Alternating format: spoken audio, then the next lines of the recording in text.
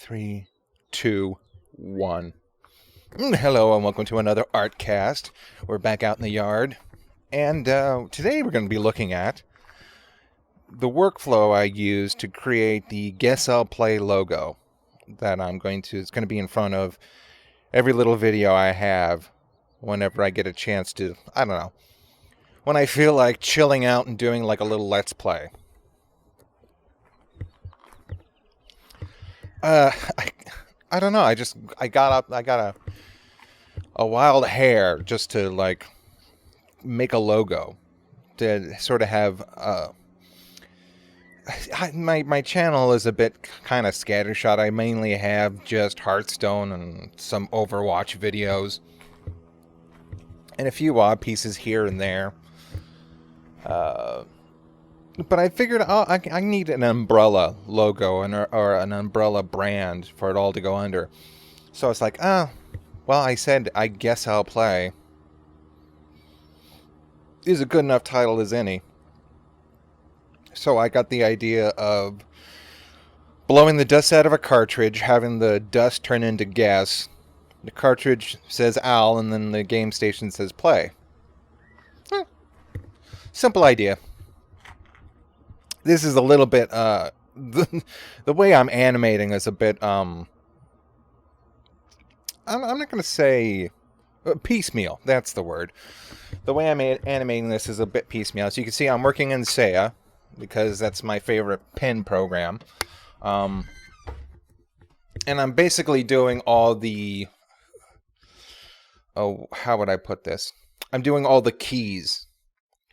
Like, just all the rough animation that I plan to do, which is like pretty easy if you want to just work by keys. But if you want to go in between, you'll need another program, which we'll see in a little bit. I'm looking for my bucket. Where's my weed bucket? That'd be a good name for a dealer. Weed bucket.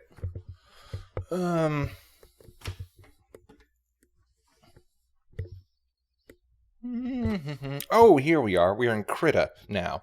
You'll see how you're going to use three different programs. I'm going to use Paint Tool Saya for the pens and basically creating all the elements. Because I like the... Where is that bucket? I just like Saya. Because, again, it's got all the... Where did she put that damn bucket? She couldn't have been out here. It's got all the design elements I like. But for animating, I needed an actual program that runs the frames. So I used Krita, which is a good... It's a free program. And it's got a lot of love put into it. You can tell that instantly. I always love these sort of... No, that's the sand bucket. That's not the weed bucket. I always love these programs that... Oh, there it is. These open source programs. You can always tell that like people have contributed so much to it. Like Blender is another one of that. There are programs or formulas that people make in Blender, and they they sell it just to keep everything running. But usually, those programs will then be incorporated into the next version of Blender. And so the program just keeps on getting better and better and better. And then you got something like Adobe, which is like, top of the line. And it'll get the job done every time, in the way you want it. But, I don't know, some of the times it's not as versatile as, say, something like this. But then again, development takes a little longer because it's all done by different people. And it's got to be, approved. Or you can take a risk and download it yourself. But anyway, I like this little... I was using Clip Studio. And again, I just don't like the pen, and they limit the number of frames you can use. So, yeah, I kind of like Krita better. Oh, I learned this from Cosgrove. Cosgrove? Is that his name? The creator of Double King. He showed a tutorial about how he makes all his sort of flags that blow in the wind. And he showed that if you draw a circle around the object you want to have flow, and then move the circles, then that will give you exactly kind of, it's like negative space animating in a way. Oh, which I thought was really neat.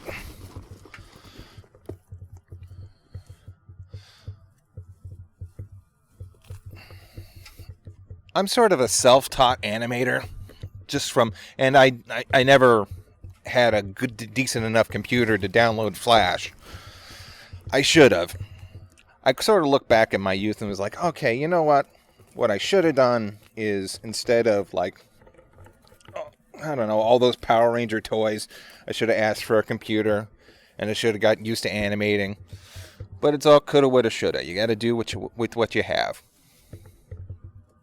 But I got a program called Anime Studio 9, or I don't know. I found it at a Target.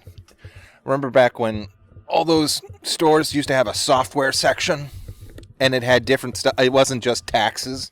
It was actually different, interesting softwares. So I got that, and it's, I don't know. It was really, really, really primitive. It had a horrible pen. It had a horrible vector tools. It was $50. I think I got it for like $25. So the price was right compared to, say, something like Adobe Flash at the time. And it was something that I knew my computer could run.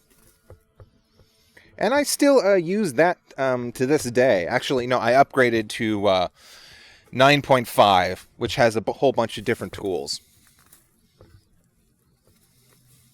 Improvements, I should say, upon the one I had.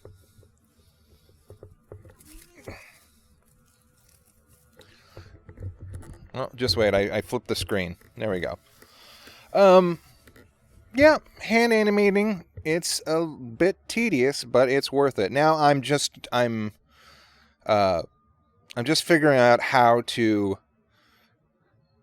bring the smoke cloud down and see where it lines up with gas.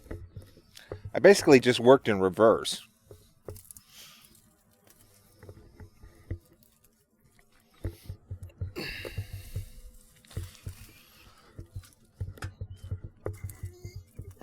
I'm reaching past this little brick wall to get all these clovers up, and I'm trying to avoid this little cactus. But yeah, I was surprised how really, I mean, I had some trouble with this. There was what was it? Oh yeah, I remember. You have to do something strange. You can't just like you can import all your different frames. You can import all these, frames that you either images that you've made in Paint Tool Saya, or that you've exported from, say, Anime Studio. Not Anime Studio. It's I guess it is Anime Studio. I was getting confused with Clip Studio. You can do that. You can import. I think you can import a video as frames. I'm not sure, but you can't move it. You have to have this something called a transformation layer, and then apply that to your animation folder, and then move that, and then hit finalize on it. That took me about maybe because it wasn't intuitive.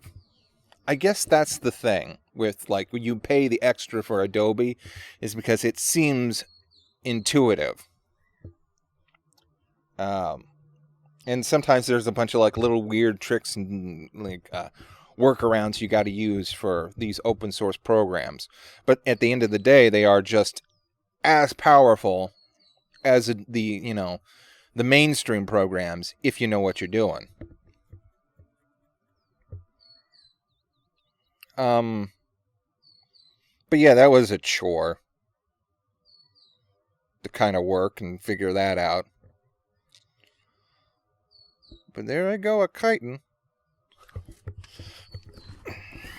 And what I used to do in Anime Studio is there was a way for you to import images and then build up your image from there. Because like I said, the vector tool was so horrible, the pen tool was so horrible, that it was nothing that you created in that was worth using. It looked really primitive.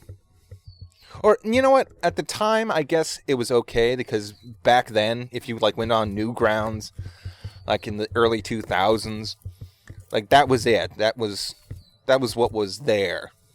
It's like kind of really rough, no smoothing of the line, anti-aliasing. You kind of just saw what you saw, and it was all kind of rough and primitive at the time, because it was brand new. So I kind of did what I think Mucha Lucha did, which was the first TV broadcasted show that was made in Flash. It's like, I guess you made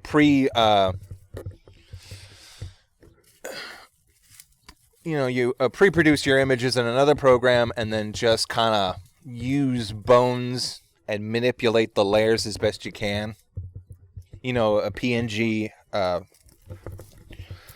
images. And of course, everything's more sophisticated now. You can even use Blender to load in PNG files, and from there manipulate those flat images in like really interesting ways.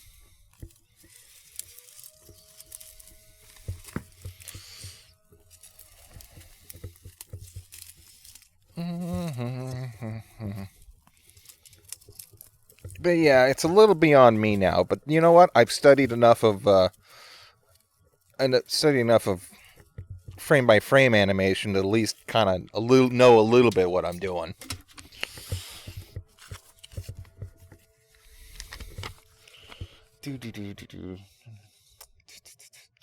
I've got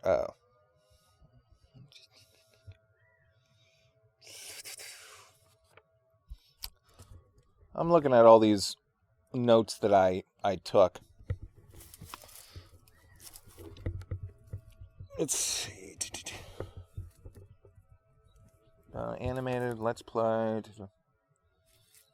Oh, yeah, last time I did this. I did this once before, like about a week ago, and my battery died on my microphone because I was just sitting there and I was talking and talking and talking.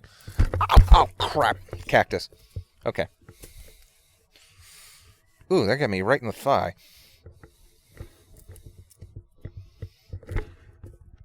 But anyway, the microphone died because I recorded another video during the day and I forgot to change the battery. This thing eats...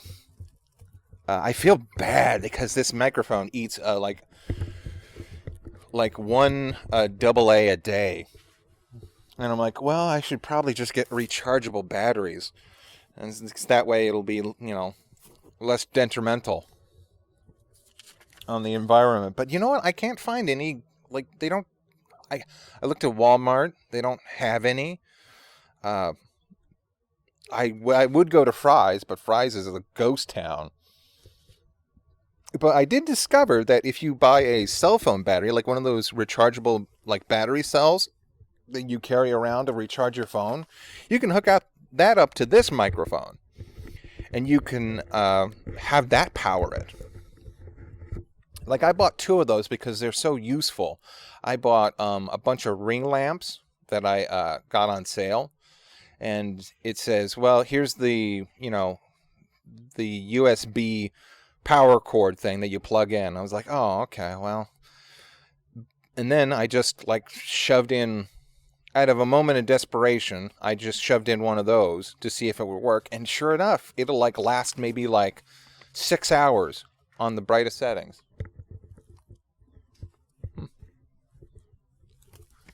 Just wait a second.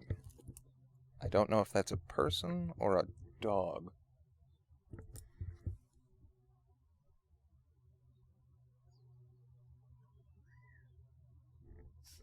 Well, whoever it was, it looks like they're gone. Oh, damn cactuses. But yeah, I'm thinking about if I ever get in trouble, or maybe I'll just start doing that, where I don't use the batteries. I'll use the portable microphone, or the portable batteries, to charge the microphone. And use the batteries. I'm still going to use the batteries when I do this, because I can't attach any more to this crap.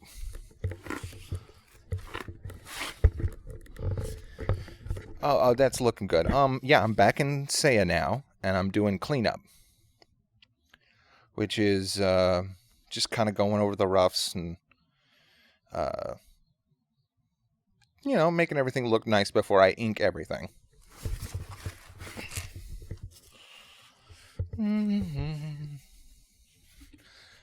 But it's just funny how all these different things work together. It's like you can do things that you never thought were oh, okay, well, I'll just do that.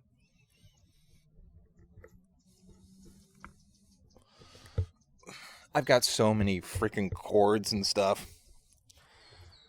I've got a cord I could probably use to power this microphone, because it goes to another older... Okay, I think it was a dog next door, because now I'm hearing those footsteps, and I was worried it was coyotes. I just saw 2 coyotes just walking down the street when I went over to Uncle Mike's to help him with more drywall stuff. And we were in this little we were out in Sun City. It sort of in the desert, but not really, because it was all golf courses, because those old people love their golf. They love their almost miniature golf. That's so dumb. It's you pay all that money, and then you say, well, I'm sitting on the golf course. Yeah, you're standing on the same golf course. It's even Overwatch gets an update sometimes. But regardless, I was just sitting there, and there's two coyotes just walking down the street. It's we got coyotes, but you never see them, because we have the mountains here.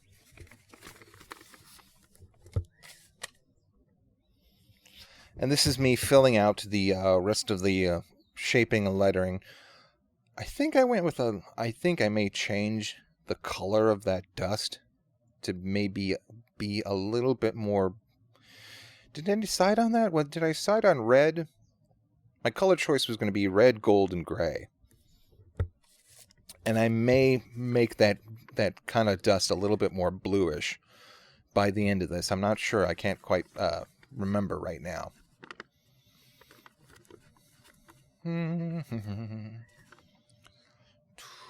the neck holder. Oh, let's see. I've got my list of notes here. I found the neck holder again. That thing that I said I converted this into the portable Artcast rig. I found it again. They started selling them around Valentine's Day, no less, for $5.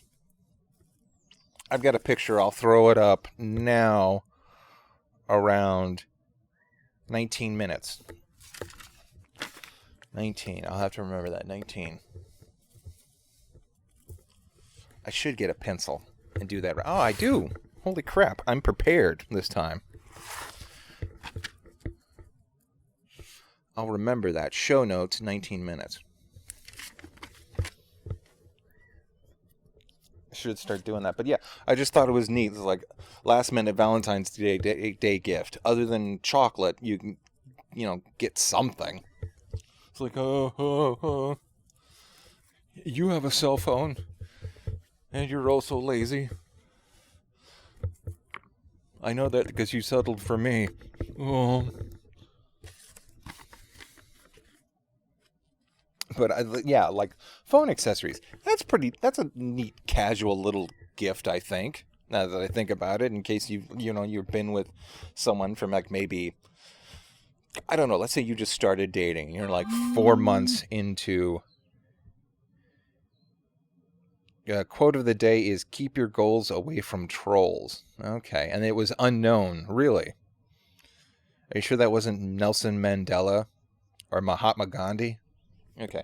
But let's say you've been dating someone for like maybe, I don't know, 4 months, you're just fresh into a relationship and you're not quite at that point where you're like doing over the top romantic stuff.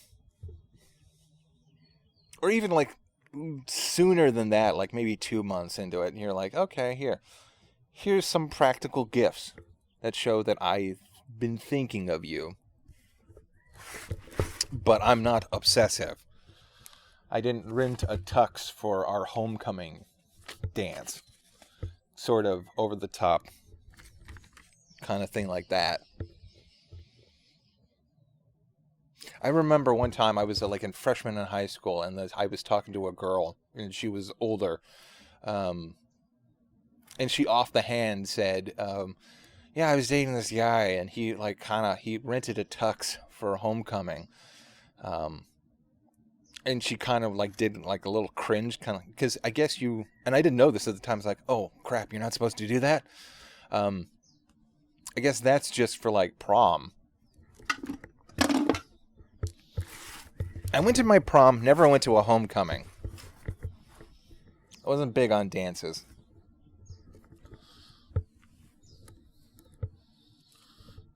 Even then, it was kind of like one of those anti-prom things where we went, but me and my date just kind of, we left early and went to a movie and had like hamburgers and stuff and just kind of went like, we're fancy.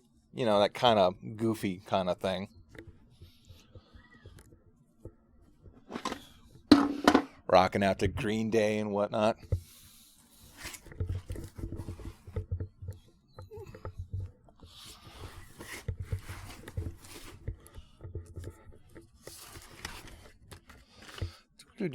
Animating takes a long time by hand. I guess that's why people break it up so much. So you got the penciler, the colorist, the inker, the cleanup. Oh wait, no, it goes I guess from storyboard to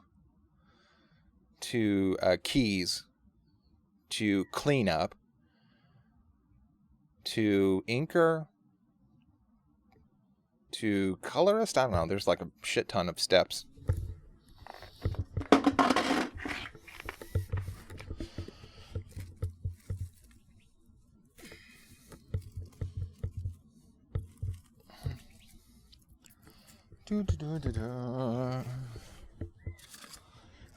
Speaking of Walmart, let's see, I have here on my notes, I tricked Walmart out of $15. That was a neat little story, because I have this old laptop that doesn't have an HDMI port. And it doesn't even run like Windows 10. But it's a damn good laptop. Back when I bought it, maybe like 6 years ago, it cost like $1,000. Because I had just gotten a windfall from all the Blip videos. And I was like, Blip, that guy with the glasses. Like, this is a roller coaster that'll never end. And I got a windfall. And I didn't, like, blow it all. I just took, like, this is a good chunk of side money I have here. I'll need a top-of-the-line device that's portable so I can do all my stuff. And sure enough, I bought this laptop, and it's a good one.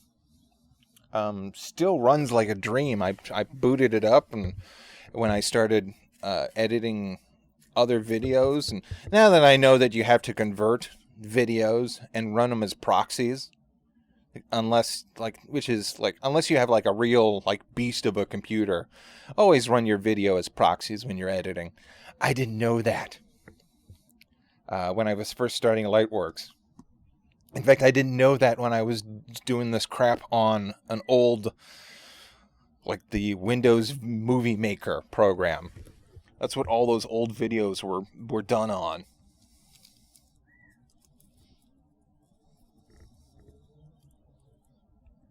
So when people say like, "Oh, you need this high-tech stuff," it's like, no, you can get by, but life will get easier if you like spend a little money on the thing that you already trying to invest in. But anyway, I was like, okay, well, if there's a way to like, I don't know, find some way, because it actually runs better than my grandma's little $100 laptop that I bought her and she doesn't use. So now I start using it. But it's like, it was, it was like, it's not what is it, an HP? It's an HP, but it's not like, I don't know. I put extra stuff into this laptop, the first one I owned. It had expandable RAM, of which I bought extra for it, and like an actual like good built-in video card that I didn't even know about until much later.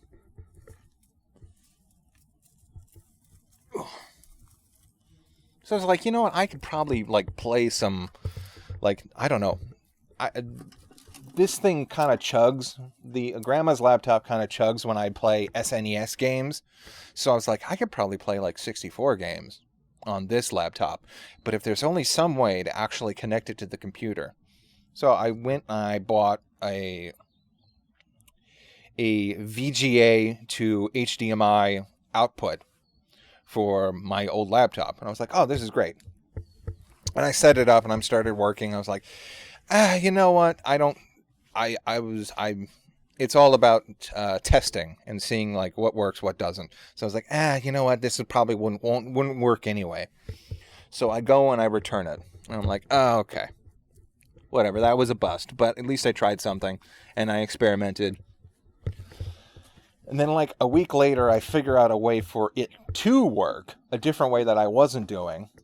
I was like, oh, okay, wow. I wish I had not returned that, but that's okay. I'll go get it later when I've got nothing to do. And I never have anything to do because I'm always running to Walmart. Case in point, the day that I went back up there, when Grandma started making a recipe, I don't know what she wanted. It was a cake or something. But she like didn't have any of the ingredients, or like half the ingredients. Which is like a little pet peeve, if I can just vent a little, is that living with her, she will get an idea and then not have any of the ingredients to accommodate that. Which, hey, I do too. I was like, oh, wow, if I can only do this. And then I think, oh, well, I don't have that cable, or I don't have that outlet, or this needs this program to work. And I stop myself. Grandma never gets to the point of stopping herself. She will start and then be like, oh, crap, I'm out of brown sugar. Or like, oh, I need buttermilk for this recipe. So I was sent up at like 5 o'clock on one of the busiest roads there is. Many a time is that I have experienced this situation. And I'm just wandering around. I'm like, you know what? I'm going to wait a little bit for the traffic to die down. So I'm going to go and chill out in the video section. Entertainment. And I'm looking around and I see that there's in the little discount section, that there's a little VGA to HDMI cable there. And I'm like, wait, is that the cable I returned? And sure enough, it had the same little scratch that I had made opening the box. And it was like $15 off. I was like, oh shit, they just like repackaged it. There was nothing wrong with it. I guess just because it was opened at some point, they didn't want to sell it at full price. I don't know how that works. Sometimes they do that and sometimes they don't. I know it was Best Buy's policy never to do that unless the box was like damaged to beyond compare. But if it were like just a little scratch, tape that up and send it back out. Although all my managers did get busted in that raid when they found out that they were buying computers off the street and then reselling them as brand new Best Buy computers. When some old lady bought a computer and had a bunch of information on it already. And they were all like, oh, well, that must, I think they try to play it off as like, oh, it must have been like something from, I don't know, the geniuses. Not, they weren't the geniuses. What were they? Oh, what were those assholes called? They've got like their tech group. What are they? Let's see. I'll put it in around 30 minutes. I'll figure out what they are. They're not geniuses because that's Apple. But anyway, then they found out that they were, after some investigating, they found out that all the managers were, they coordinated this thing where someone came in and like they did it perfectly, where it was a heist. It was basically a heist. They did it so that they all acted distracted dealing with these other customers, and then I don't know, someone like broke the cage where the new computers were and just like got a bundle. I think even the security guy was in on it. Anyway, to say the least, I never got my job back after they said, oh wow, yeah, you're a real good worker, just come see one of us and we'll get your job back next year after you're done with school.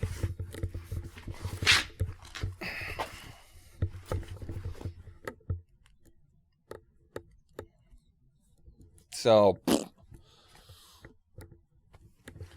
one of the managers was an absolute... Well, actually, that I think about it, only one of them was cool.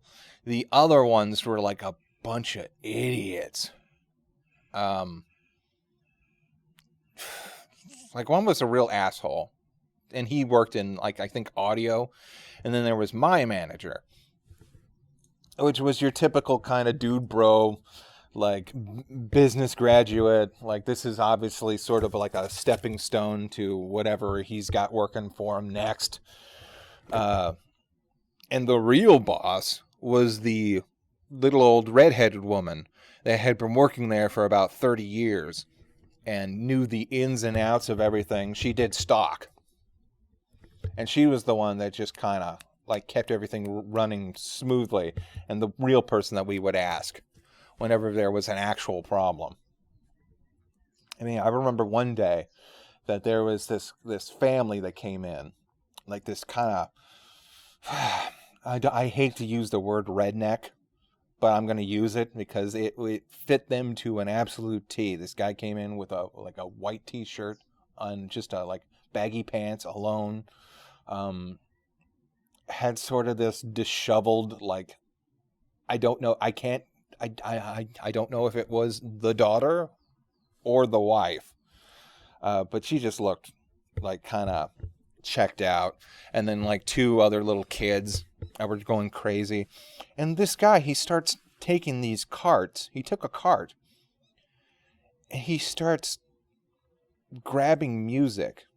CDs. He starts grabbing CDs, like any CD, like every other CD he comes across down the CD aisle. And this was back when, let's see, this must have been 2005. So the CD section at Best Buy was still substantial. Like maybe about, God, it's hard to believe, but it may have been like 12 aisles of CDs. It's hard to imagine now, but like, God. And he just starts like chucking every other CD. Like he even hits the rap section, which I was a little like, oh, okay, well, I have to adjust my misconceptions, or I don't know what he was up to, or maybe it was just compulsive because, like I said, he was every other CD he would drop in. And then by the time he went to go get a second cart, I look at my manager and I run up to him and I say, hey, you want to, like, I don't know how to handle this, because I guess he's free to do it. But he's like stacking up a shit ton of CDs. And it's like, that's like, must be, I don't know how much that's worth. $10 a pop. It's like, I don't think he has enough to pay for that. Can you, like, I don't know, ask him, and he's like, "Oh no, well he's customer." He just kind of ignored it and played it off, and then was stunned the next day when out of the 2 carts, he only had enough to pay for the one and just left the other, which means that that was an entire day's worth of restocking, because you had to organize it, you had to and then account for it and put it back on the shelf. And that was me. I did that. I came in like an hour earlier to help get that done. I'll never forget that story. Because he wasn't like, no, they weren't rude or belligerent, but it was just like, it's like there's something going on here, a weird compulsion that's sort of eating away at your life, and I wish someone had talked to you. Or the manager says, "Hey, you know what?" Because if I were the manager, I'd look at him and I'd say, "Hey, I don't mean to insult you by insinuating that you couldn't pay for all these, but this is like really out of the norm." And if he had gotten all pissed off and walked away, because I guess that was sort of advantageous for the store, I guess, to let the man continue his purchasing and not stop him, because they made half of a shit ton of money, which was still a shit ton of money, but at the same time, we may have actually wasted time and effort on just like readjusting everything.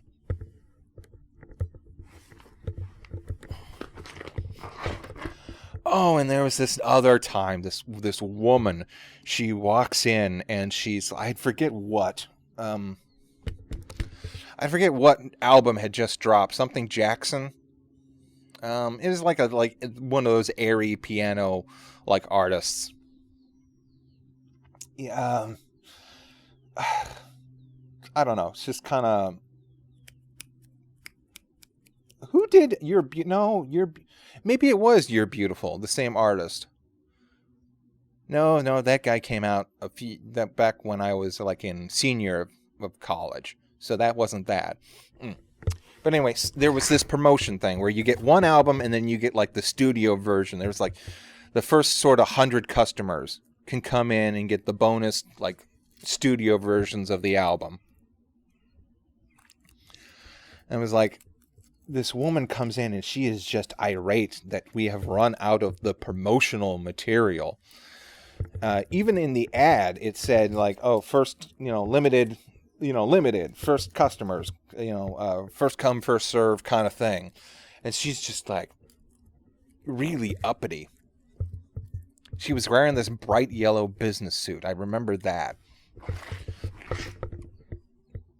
So I was like, I don't know what to tell you, lady. At some point, someone didn't sit you down and say that, like, did you ever have a Happy Meal?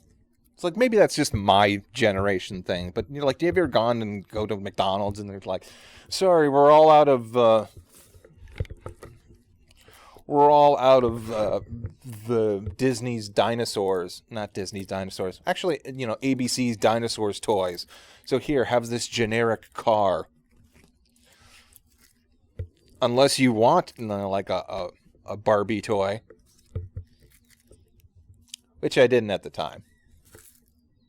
Not to say that it's anything about gender. I'm not interested in Barbie. If it were if it were like a Sailor Moon toy, I'd be down with that. I'd be like, hell yeah. Mercury, please.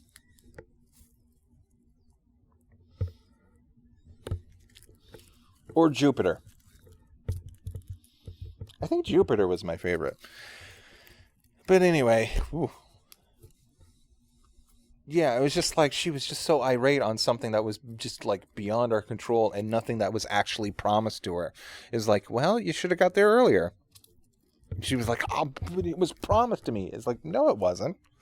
And I wanted to say that point blank. All I could say is what you do say when you're in a service industry. It's like, I'm sorry, We gave her the address of another Best Buy that had them, and just said, "This is the best we can do."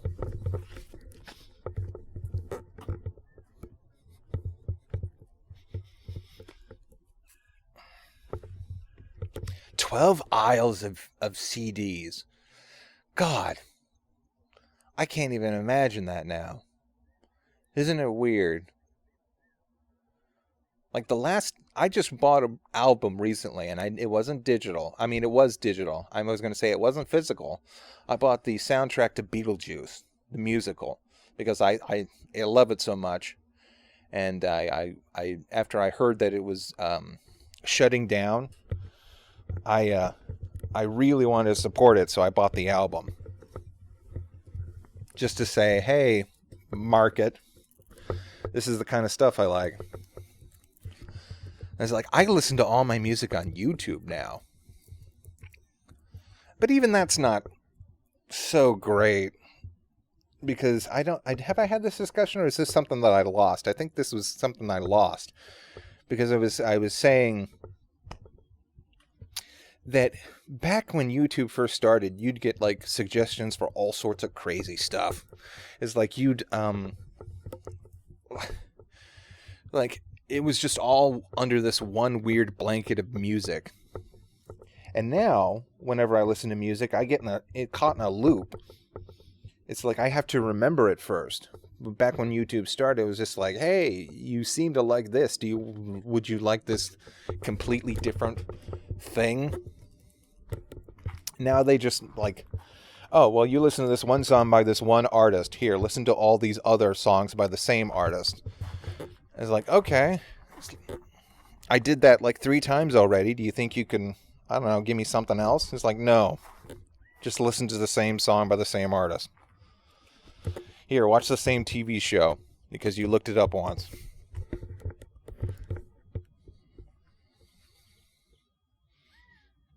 Now I'm just sort of adding details.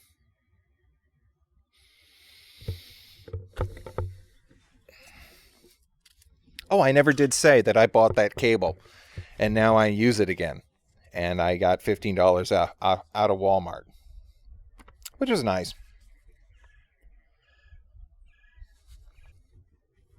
Well, anyway, enough of that. Here is the finished project. Well, anyway, here's enough of that. This is the finished project. This is the rough animation beforehand and the final product. I animated the rough layers just to get the timing of everything down, and then finished it off with the final materials.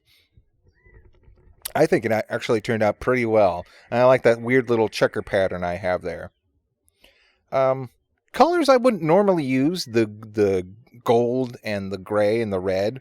But it does remind me of like Japanese. The Japanese aesthetic before they brought it over to the West, where everything became a little bit more cooler and bluer.